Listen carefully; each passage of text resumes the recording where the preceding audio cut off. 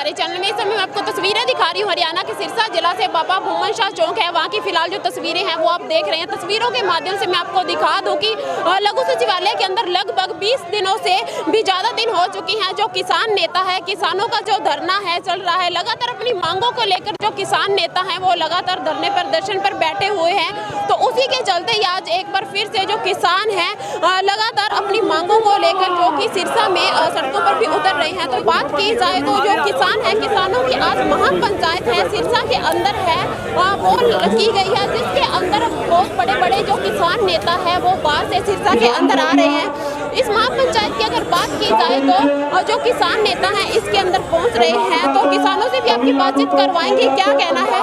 वही मैं आपको बता दूं कि गांवों से भी बहुत भारी संख्या में जो किसान हैं लगातार अपनी मांगों को लेकर और इस महापंचायत के अंदर जो अपना सहयोग है वो देने के लिए आ रहे हैं और इस गूंगी बहरी सरकार को जगाने का जो किसान है वो काम कर रहे हैं। तो किसान नेता है लगातार तस्वीरों के माध्यम से देख रहे हैं किस प्रकार से अभिमन्यु कोहाड़ है जो इस महापंचायत के अंदर है यहाँ पर पहुंच रहे हैं। बड़े दुख की बात है, जिस लोकतंत्र को बनाने के लिए हमारे शहीदों ने अंग्रेजों के खिलाफ लड़ते हुए अपनी कुर्बानी दी थी, चाहे उसमें शहीद आजम भगत सिंह हो, महात्मा गांधी जी हो, नेताजी सुभाष चंद्र बोस हो, आज ऊपर बैठे उनकी आत्मा रो रही होगी कि हम जिस लोकतंत्र को बनाने के लिए अपनी कुर्बानी देके गए थे, आज वो लोकतंत्र हमारे भारत में चल नहीं रहा है।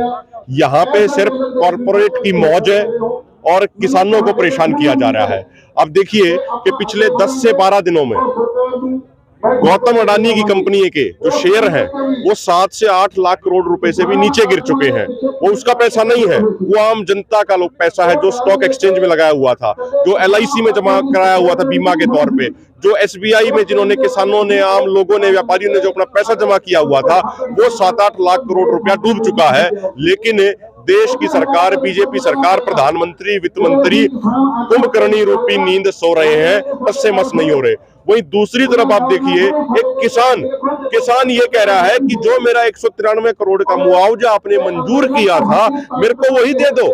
किसान तो अपना हक मांग रहा है, लेकिन किसान को उसका हक नहीं मिल रहा। जो उसकी फसल खराब होगी उसके लिए मुआवजा नहीं मिल रहा।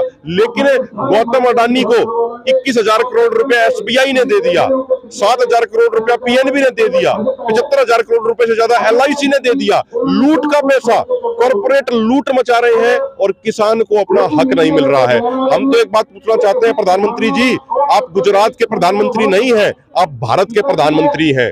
आपने जब ये समझा कि ये प्रधानमंत्री फसल बीमा योजना लूट की योजना है, तो आपने अपने प्रदेश गुजरात में 2 साल पहले इस पॉलिसी को खत्म करा दिया।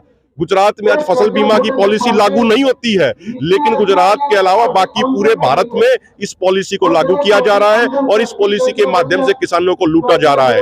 अभी पार्लियामेंट के अंदर एक रिपोर्ट पेश की गई, उस रिपोर्ट में कहा गया कि जब से ये फसल बीमा योजना आई है तब से लेके आज तक बीमा कंपनियों ने 1,26,000 करोड़ रुपए प्रीमियम के तौर पे इकट्ठे किए और किसानों को मात्र 87,000 करोड़ का मुआवजा दिया गया। यानी जो योजना किसानों के लिए बनाई गई थी उसमें भी 39,000 करोड़ का मुनाफा बीमा कंपनियों ने कमाया है। हम तो पूछना चाहते हैं प्रधानमंत्री जी कि गुजरात से आपने ये पॉलिसी रद्द क्यों कर दी? आप पूरे देश के प्रधानमंत्री हैं, आप सिर्फ गुजरात के नहीं हैं, आप पहले भारतीय हैं, उसके बाद आप गुजराती हैं।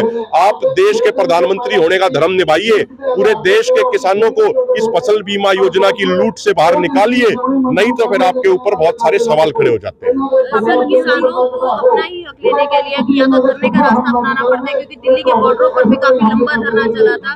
अपनी आवाज उठाने पर गिरफ्तारियां भी देनी पड़ती है। देखिए, आजादी के आंदोलन में जब गोरे अंग्रेज थे और गोरे अंग्रेजों के खिलाफ हमारे क्रांतिकारी लड़ रहे थे, देश के वफादार जो लड़ रहे थे, महात्मा गांधी जी, शहीद आजम भगत सिंह जी, उधम सिंह जी, नेताजी सुभाष चंद्र बोस जी, उस समय उनको भी जेल झेलनी पड़ती थी।